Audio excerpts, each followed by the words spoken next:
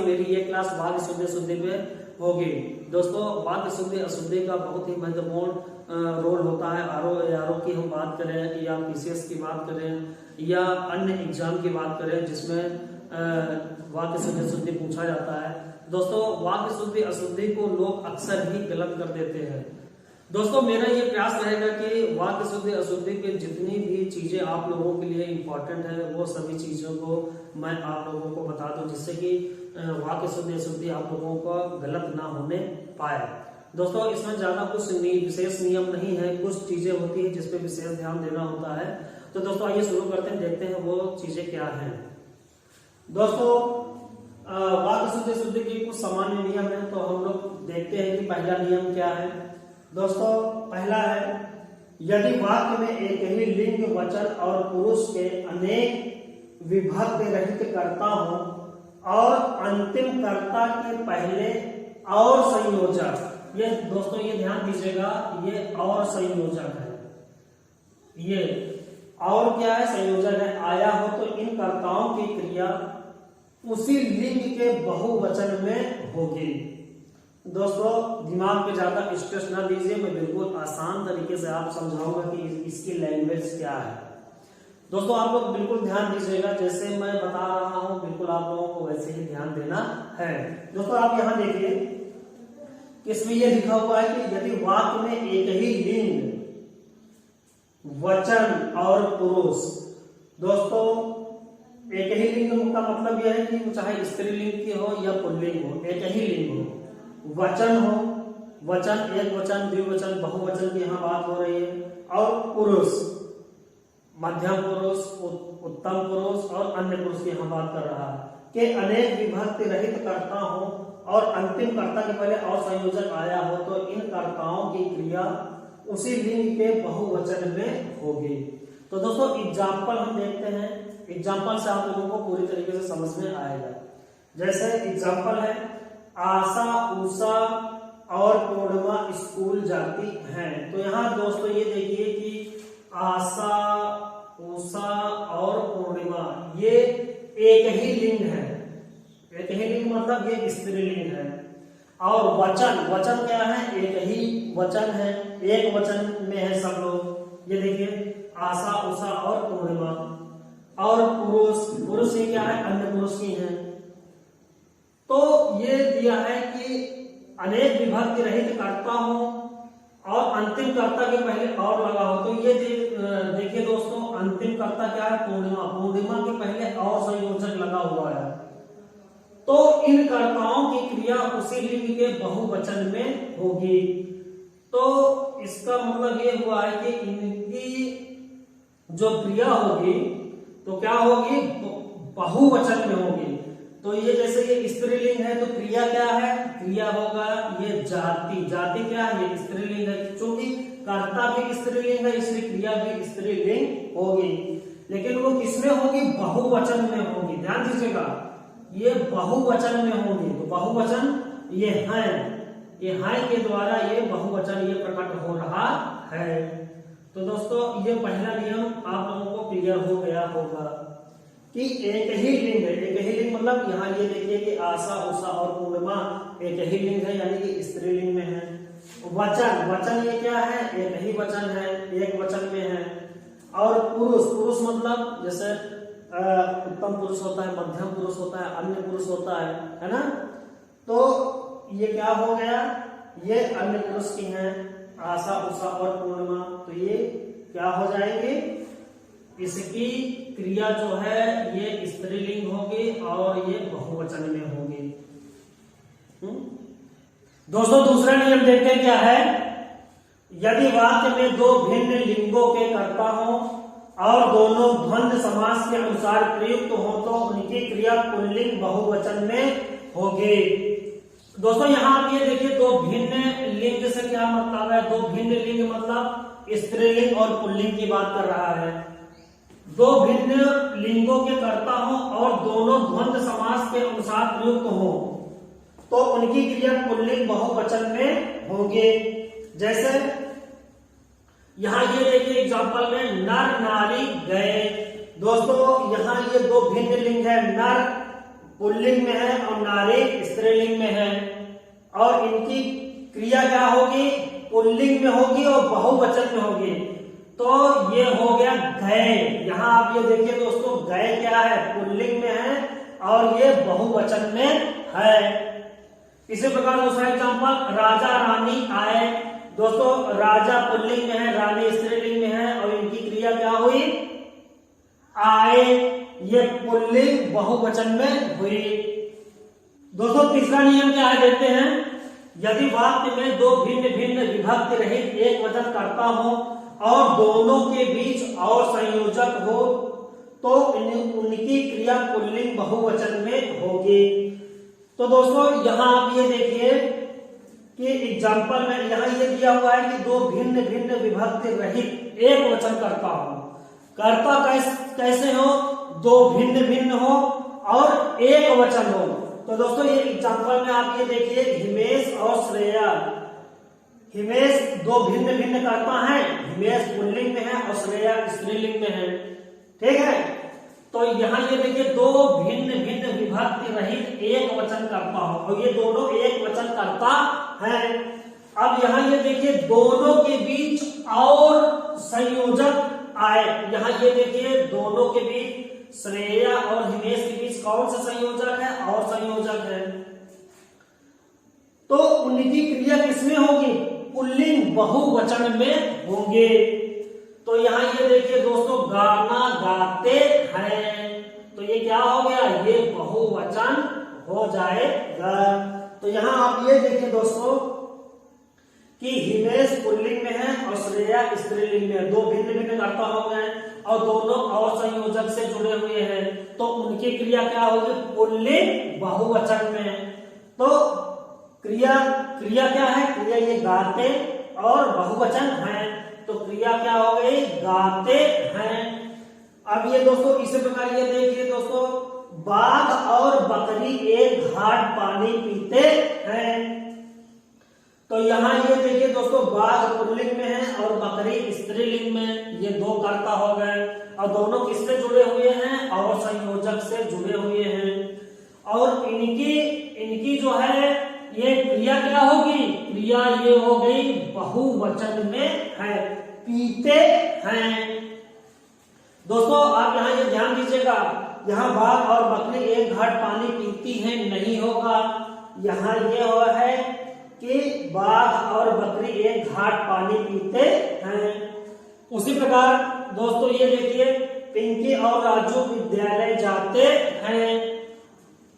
ये देखिए दोस्तों, पिंकी ये स्त्रीलिंग में है और राजू पुल्लिंग में है, दोनों एक वचन के कर्ता हैं और संयोजक से जुड़े हुए हैं, इसलिए इनकी क्रिया क्या होगी, बहुवचन में होगी, जाते हैं, बहुवचन पुल्लिंग। तो दोस्तों ये तीन नियम हैं।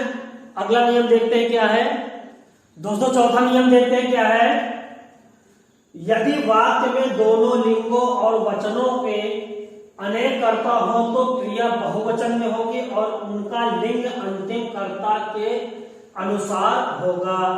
दोस्तों इसका क्या मतलब हुआ कि यदि वाक्य में दोनों लिंगों और वचनों के अनेक कर्ता हो, इसका मतलब ये हुआ कि स्त्रीलिंग और पुल्लिंग के अनेक कर्ता हो, अनेक मतलब एक से अधिक, तो क्रिया किसमें होगी, बहुवचन में होगी और उनका लिंग अंतिम कर्ता के अनुसार होगा। तो दोस्तों इसको हम एग्जांपल से बहुत ही आसानी से समझ सकते हैं। ये देखते हैं कि इसका एग्जांपल क्या है। इसका एग्जांपल है, एक लड़का, दो बूढ़े और अनेक लड़कियां आती हैं। तो दोस्तों यहाँ ये देखिए कि इसमें दोनों लिंगों और वचनों के अनेक कर्ता हैं। कैसे, ये देखिए दोस्तों, लड़का पुल्लिंग, बूढ़े पुल्लिंग और लड़कियां स्त्रीलिंग। यहां तो दोनों लिंग हो गए और वचनों के, और वचन भी यहाँ ये दोस्तों ये देखिए, ये एक वचन में है, ये कर्ता, ये वाला कर्ता दो वचन में है और ये वाला जो है ये क्या है, ये बहुवचन में है। तो यहाँ ये वाली देखिए ये लाइन कि दोनों लिंगों और वचनों के अनेक कर्ता हो, तो दोनों लिंग हो गए, स्त्रीलिंग और पुल्लिंग और स्त्रीलिंग, ये कर्ता हो गए, ये लिंग हो गए, और वचन भी, वचन यहाँ आप ये देखिए, ये एक वचन है, ये दो वचन, ये बहुवचन, तो वचनों तो अनेक वचन भी हो गए। तो इस कंडीशन में क्या होगा, ये जो क्रिया होगी, यहाँ ये देखिए दोस्तों, क्रिया बहुवचन में होगी और उनका लिंग अंतिम कर्ता के अनुसार होगा। तो ये क्रिया क्या हो गई, ये बहुवचन में हो गई, और क्रिया का लिंग क्या है, ये लड़कियों के अनुसार जो है ये आती है, ये स्त्रीलिंग में क्रिया हो गई। और ये दूसरा एग्जांपल देखिए और भी स्पष्ट हो जाएगा। यहाँ जैसे देखिए, एक बकरी, दो गाय और बहुत से बैल मैदान में चरते हैं। तो यहाँ भी ये दोस्तों, यहाँ देखिए कि यहाँ अनेक कर्ता है और अनेक लिंग भी है। यहाँ ये दोनों लिंगों के कर्ता है और अनेक वचन भी हैं। यहाँ ये दोस्तों देखिए, ये बकरी स्त्रीलिंग में, गाय स्त्रीलिंग में और बैल पुल्लिंग में। तो इसका मतलब ये हुआ कि यहाँ दोनों लिंग हैं और वचनों के अनेक कर्ता भी हैं। यहाँ ये दोस्तों देखिए, बकरी एक वचन में है, यहाँ दो गाय ये दो वचन में है, और बहुत से बैल यानी कि बहुवचन में है। तो ये देखिए, यदि वाक्य में दोनों लिंगों और वचनों के अनेक कर्ता हो, तो यहाँ ये दोनों ये शर्त पूरी हो रही है कि यहाँ अनेक जो है वचन भी है और दोनों लिंगों के कर्ता भी हैं।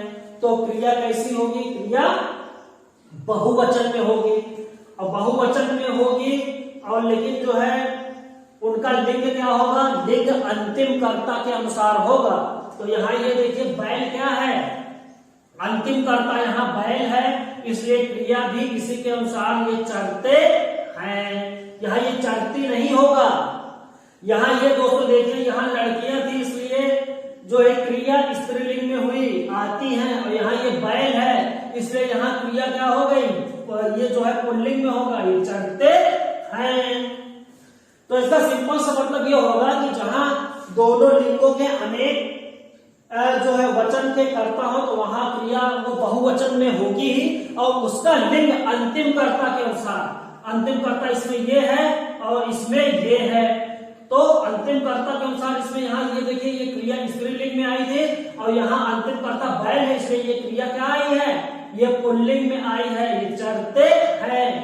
दोस्तों ध्यान दीजिएगा, ये डायरेक्ट ये प्रश्न पूछता है, इसलिए आप लोग एग्जाम्पल पे विशेष ध्यान दीजिएगा। दोस्तों पांचवा नियम देखते हैं क्या है, यदि वाक्य में अनेक कर्ताओं के बीच विभाजक या अथवा व रहे, तो क्रिया अंतिम कर्ता के लिंग व वचन के अनुसार होगी।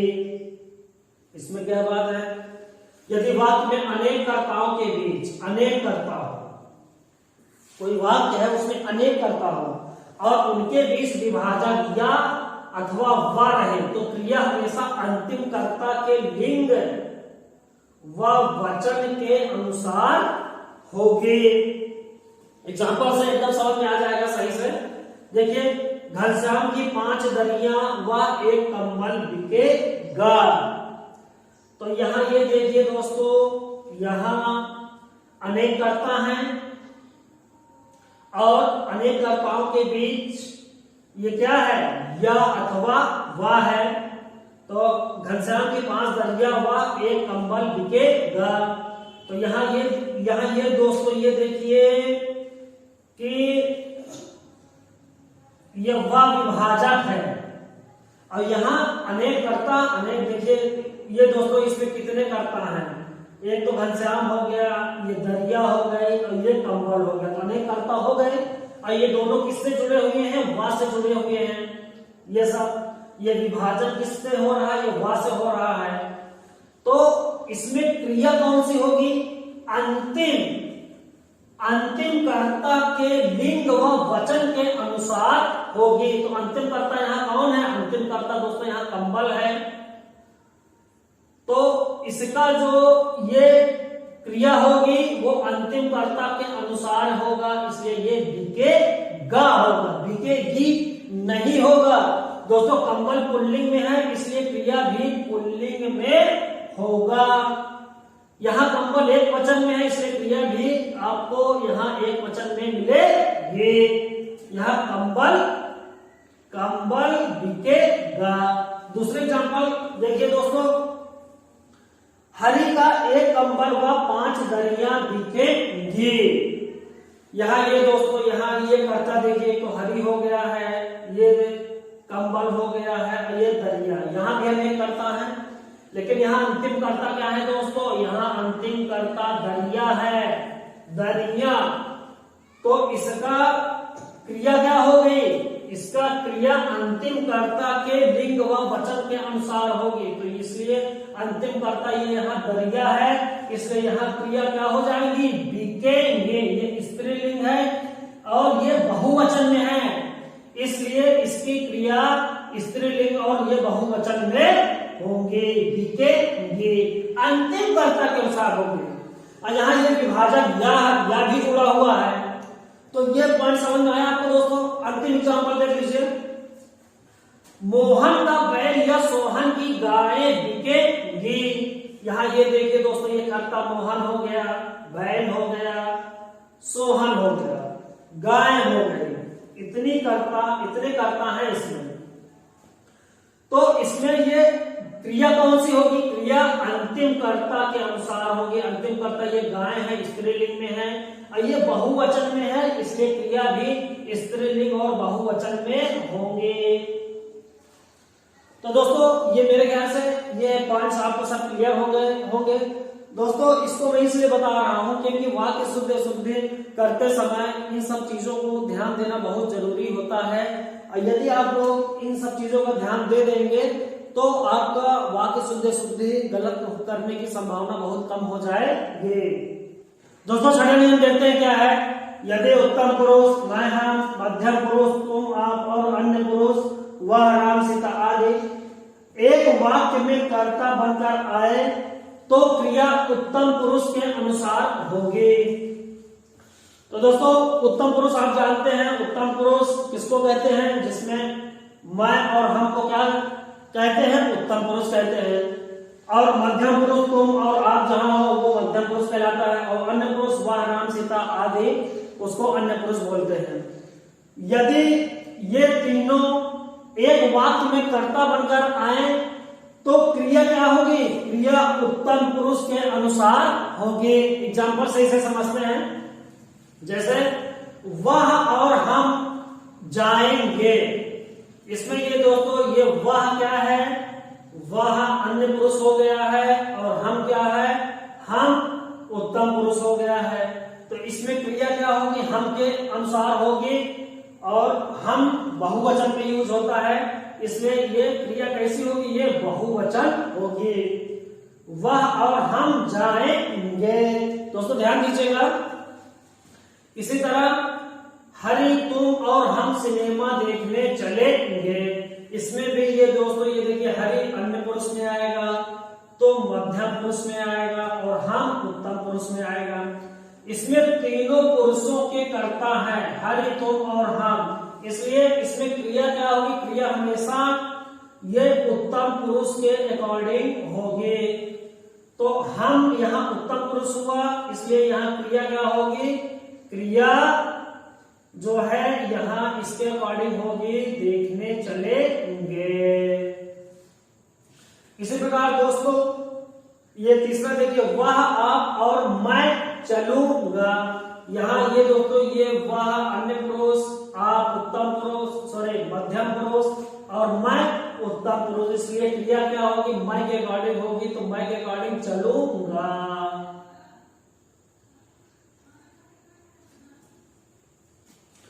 तो दोस्तों ये छठा नियम हो गया है। दोस्तों कुछ इसी प्रकार के नियम है दोस्तों। इन नियमों से आपको घबराना नहीं है। जब आप वाक्य शुद्ध अशुद्धि की ये प्रैक्टिस करेंगे तो ये खुद ब खुद आपकी आदत में आ जाएगा। दोस्तों अक्सर ही लोग वाक्य शुद्ध अशुद्धि गलत करते हैं, इसलिए मैं दोस्तों इस पे एक विशेष क्लास लेना उचित समझा हूँ। कुछ अन्य बातों को भी ध्यान देना होता है। आइए देखते हैं कि वाक्य शुद्ध अशुद्धि में अन्य किन बातों पर भी विशेष ध्यान देना चाहिए। दोस्तों वाक्य शुद्ध अशुद्धि में कुछ अन्य बातों का भी ध्यान रखना होता है। देखते हैं वो क्या है। दोस्तों यहाँ आप ये देखिए कि प्रत्येक, किसी और कोई का प्रयोग, ये सदा एक वचन में इनका प्रयोग किया जाता है। दोस्तों आपको ये ध्यान रखना है कि जहां आपको प्रत्येक किसी भी वाक्य में दिखाई पड़े या किसी और कोई दिखाई पड़े तो ये सदा एक वचन में ही प्रयोग होगा। एग्जाम्पल से इसको समझते हैं। जैसे प्रत्येक धर्म के लिए सद्भाव रखना हमारा कर्तव्य है। तो यहाँ ये देखिए दोस्तों, यहाँ ये प्रत्येक है ना, इसलिए यहाँ ये धर्म, यहाँ ये धर्मों नहीं होगा, ये धर्मों दे करके आपको कंफ्यूजन क्रिएट कर सकता है। इसलिए आपको ध्यान देना है कि प्रत्येक के साथ ये धर्म ही होगा एक वचन में। इसलिए यहाँ भी देखिए दोस्तों, यहाँ प्रत्येक श्रमिक को रोजगार मिला। दोस्तों यहाँ प्रत्येक श्रमिकों को नहीं होगा, ये यहाँ बहुवचन दे करके ये कंफ्यूजन क्रिएट कर सकता है, इसलिए आपको ध्यान देना होगा। इसी तरह दोस्तों प्रत्येक खिलाड़ी मैदान में पहुंच गया, यहाँ गया की जगह गए कर देगा। ये आरओ 2013 मेंस में पूछा था, वहां इसका कुछ दूसरा स्वरूप था। वहां ये था कि हर एक खिलाड़ी मैदान में पहुंच गए। तो दोस्तों ये इसका शुद्ध क्या होगा, हर एक की बात करता है, हर एक, इसका मतलब प्रत्येक ही हुआ। तो इसका शुद्ध रूप होगा प्रत्येक खिलाड़ी मैदान में पहुंच गया। तो दोस्तों यहाँ ये गए देकर के ये निश्चित ही कंफ्यूजन कर देगा और आप लोग इसको बहुत आराम से गलत कर देंगे। इसलिए ये ध्यान रखिएगा कि प्रत्येक, किसी और कोई का प्रयोग हमेशा एक वचन में होता है। इसी प्रकार दोस्तों ये देखिए, किसी का प्रयोग कहाँ होता है, जैसे किसी व्यक्ति का बस नहीं चलता, किसी का ऐसा कहना है। और यहाँ ये देखिए दोस्तों, कोई का प्रयोग, मैंने अब तक कोई काम नहीं किया। दोस्तों यहाँ कोई के साथ भी का प्रयोग दे करके आपको कंफ्यूजन क्रिएट कर सकता है। इसलिए आप लोग ध्यान दीजिएगा कि किसी और कोई के साथ भी का प्रयोग नहीं होता। तो दोस्तों ये वाला देखिए, लास्ट वाला, कोई ऐसा भी कह सकता है। तो दोस्तों आप लोग ये सोच रहे होंगे कि यहाँ तो भी का प्रयोग आ गया। तो दोस्तों ध्यान दीजिए, मैंने क्या कहा, मैंने कहा कोई के साथ भी का प्रयोग नहीं होता है। यहाँ ये तो ऐसा भी, ऐसा के बाद प्रयोग हुआ है, इसलिए यहाँ कोई भी ऐसा कह सकता है ये नहीं होगा, क्योंकि कोई दोस्तों तद्भव शब्द है।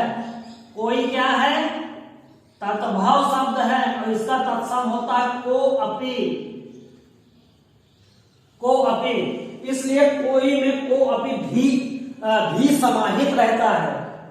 इसलिए दोस्तों कहीं भी यदि कोई के साथ भी आए तो आप उसको अशुद्ध मानिए।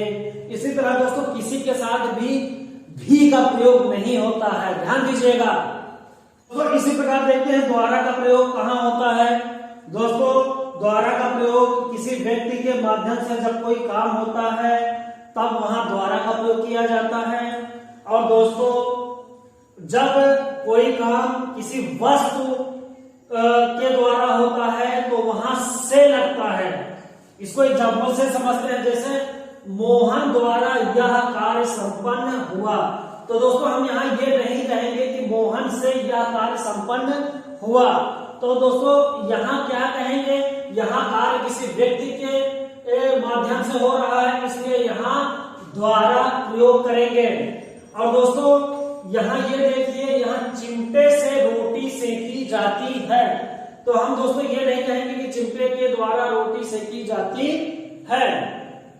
तो यहाँ ये चिमटा ये वस्तु है, इसलिए यहाँ हम से का प्रयोग करेंगे कि चिमटे से रोटी सेकी जाती है। इसी प्रकार ये देखिए दोस्तों, बेरोजगारी से मंदी आती है। इसी प्रकार दोस्तों ये देखिए बाद और पीछे का प्रयोग।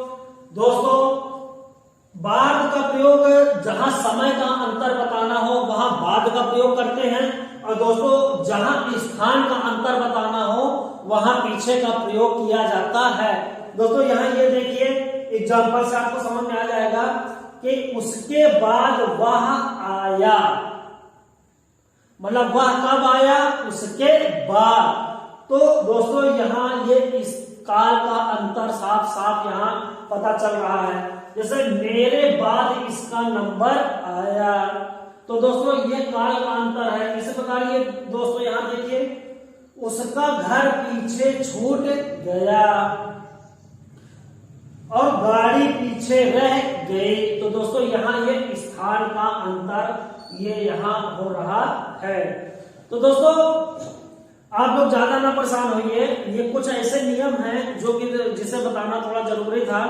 बाकी ये प्रैक्टिस के समय जब मैं इसकी कराऊंगा वाक्य शुद्ध शुद्धि की, तब आप लोगों को ये सारे नियम एक बार और रिपीट हो जाएंगे, तो किसी भी प्रकार की आप लोगों को वाक्य शुद्ध शुद्धि में कोई दिक्कत नहीं रहेगी। दोस्तों मैं वाक्य शुद्ध शुद्धि को पूरा कंप्लीट कराऊंगा, और दोस्तों मेरी ये कोशिश रहेगी कि जो गलतियां आप लोग बार बार कर रहे हैं वो गलतियां आप ना दोहराएं। दोस्तों शुरू में मैं भी कुछ गलतियां करता था, इसलिए दोस्तों मुझे ये पता है कि आप लोग कहाँ गलतियां कर सकते हैं। तो दोस्तों मैं सभी वाक्य शुद्ध अशुद्धि की प्रैक्टिस कराऊंगा जो कि अक्सर ही एग्जाम में पूछे जाते हैं। दोस्तों मेरी अगली क्लास वाक्य शुद्ध अशुद्धि पर होगी और उसमें मैं आप लोगों को अभ्यास कराऊंगा।